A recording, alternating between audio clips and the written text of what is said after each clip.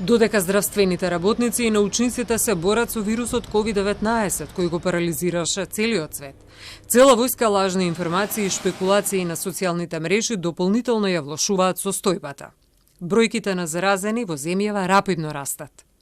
Самите институции би требало да бидат поригорозни во спроведување на мерките кои ги предлагаат и луѓето треба да сватат дека нивното своеволие го загрозува и индивидуалното и колективното здравје, смета социологот Ацевски. Граѓаните треба со резерва да приоѓаат кон информациите на интернет, вели тој. Некои ја немаат би рекол, способност за една рационална аналитичност и се убедуваат односно себе дека тоа што се случува на едно светско ниво е една обична завера дека некој се крие позади тоа и дека нема никаква опасност за луѓето. Има една поволна почва кај тло кај човекот, кај обичниот човек, дека ете тоа не е ништо страшно, а тоа има сега, како што гледаме, тешки последици на еден глобален план.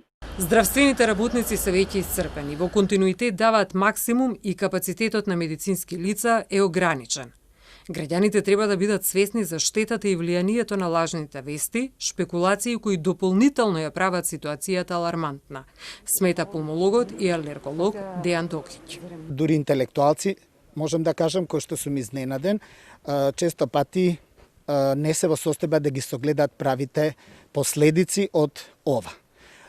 Навистина тоа е едно, а второ исто и медиумите што секако дека им дават простор на таквите луѓе да можат да своите ставови ги изјаснат јавно. Треба сите да се заедно, значи сите заедно во ова општество треба да се усмериме кон сузбивање на оваа епидемија, а не кон стварање на дезинформации или кон создавање на лажни илузии кон народот.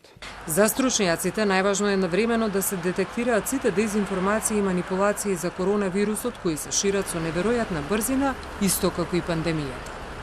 Тие апелираат дека граѓаните треба да ги почитуваат мерките кои не ја загрозуваат нивната слобода, туку се начин за да се заштити нивното здравје.